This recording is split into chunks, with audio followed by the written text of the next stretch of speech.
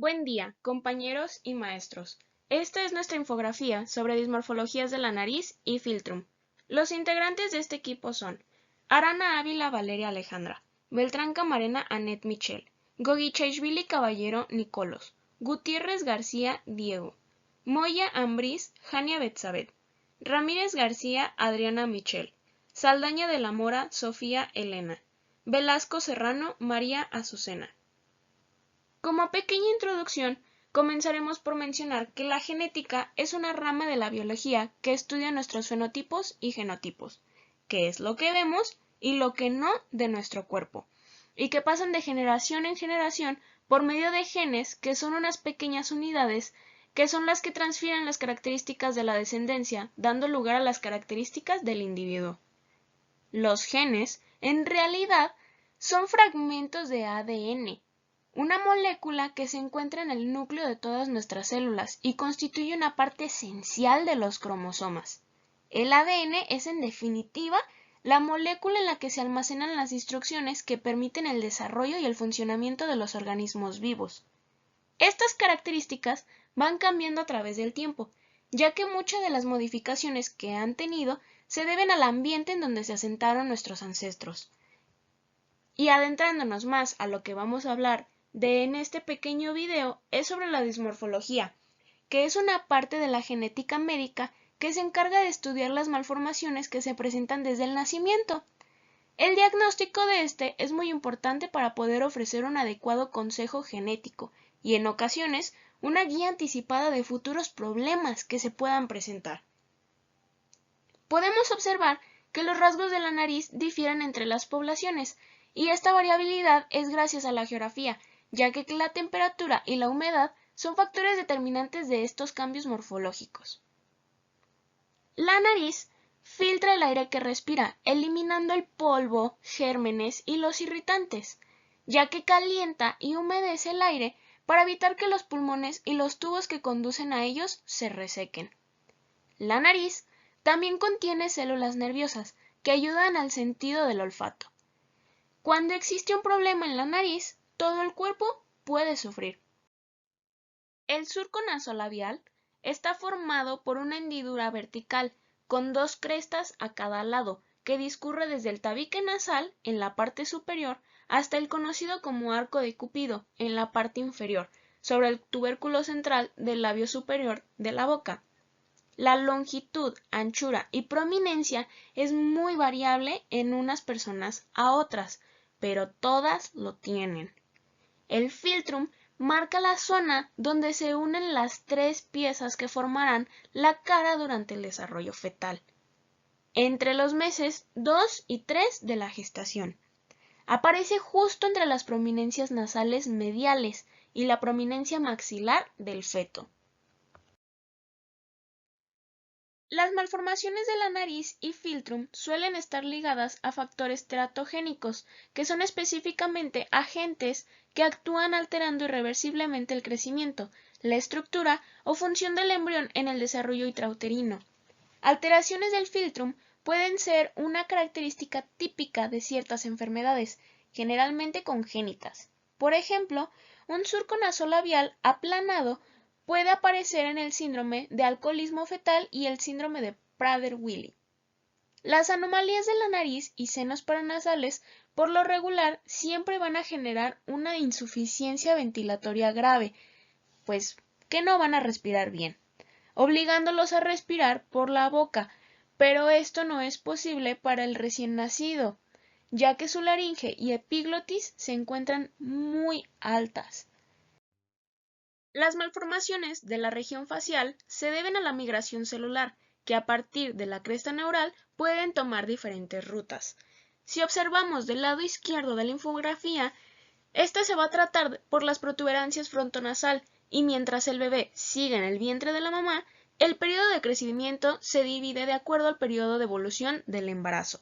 En este caso, el periodo del embarazo que nos incumbe a nosotros es de la 5ª a la 8ª semana de desarrollo embrionario, que es cuando se presentan estos defectos faciales, incluyendo los de nariz y filtrum.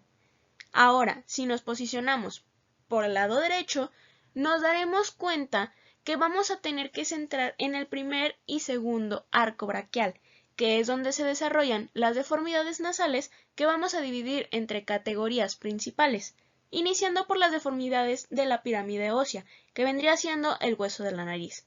Como segunda instancia, las deformidades de la pirámide cartilaginosa, que vendría siendo el cartílago de la nariz. Y para terminar, otras malformaciones y deformaciones. A continuación tenemos algunos ejemplos de malformaciones de la nariz.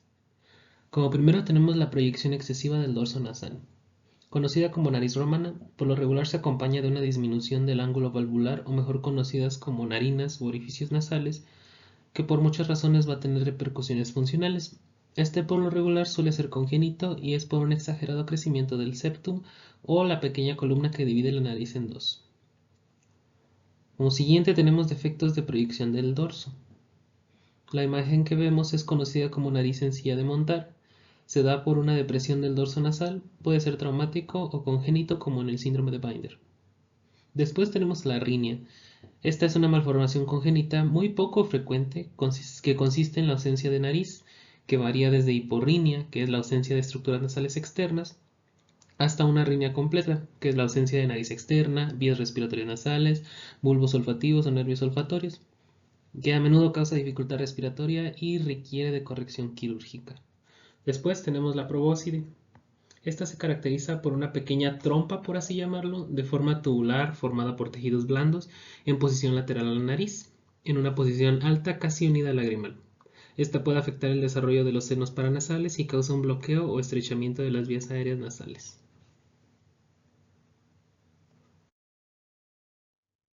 Como siguiente tenemos hendiduras nasales. Esta representa una gran variedad de formas y diferentes grados de variedad, pudiendo así llegar a dividir hasta el labio o solo parecer como un simple surco en el dorso nasal, asociado a ensanchamiento de la nariz. Como último tenemos la hipertrofia de cornetes. Es un excesivo crecimiento de los cornetes nasales que puede llegar a producir insuficiencia respiratoria. Puede llegar a ser idiopática con un crecimiento aislado del cornete o secundaria asociada a otros trastornos.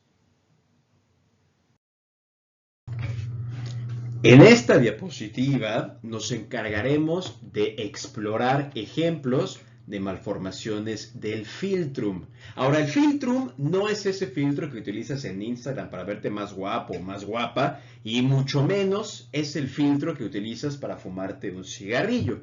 Estamos hablando del doblez que existe entre la parte superior del labio y la parte inferior de la nariz. En términos médicos se conoce como el surco nasolabial y en algunos casos de síndrome, este surco puede verse con alguna morfología distinta. En específico, los síndromes de Prader-Willi y del síndrome de alcoholismo fetal, ambos tienen filtrum totalmente liso, o en términos médicos, tienen el filtrum indiferenciado. ¿Pero qué es el síndrome de Prader-Willi? En pocas palabras, este trastorno genético se presenta cuando hay un problema en alguna parte del cromosoma 15.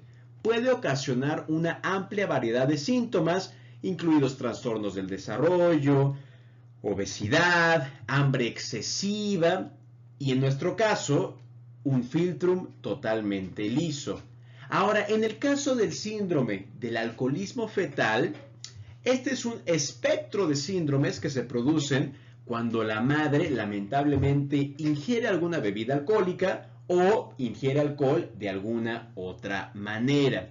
Este grupo de problemas, que está caracterizado por escaso crecimiento, convulsiones, otros problemas neurológicos, problemas de la conducta, pero en nuestro caso particular, malformaciones del filtrum. Continuando con nuestra descripción de las diferentes alteraciones morfológicas del filtrum, podemos establecer que existe un filtrum corto, como se observa aquí en la diapositiva, largo, liso y ancho. Ahora, si bien es cierto que el filtrum en la actualidad no tiene una función totalmente esencial, antes, al igual que la mayoría de los mamíferos, dependíamos del filtrum para un correcto funcionamiento de nuestro olfato. ¿Por qué?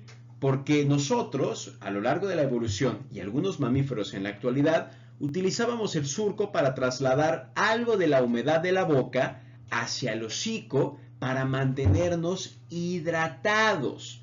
He ahí la función tan esencial que ahora se ha perdido de alguna manera. Esto no significa que las personas que sufran de alteraciones en el filtrum no sufran de otro tipo de problemas. Y con esto concluimos nuestra presentación donde analizamos las diversas alteraciones genéticas y cómo se representan en nuestra cara. Sí, porque la cara es lo primero que vemos, la cara es la fachada.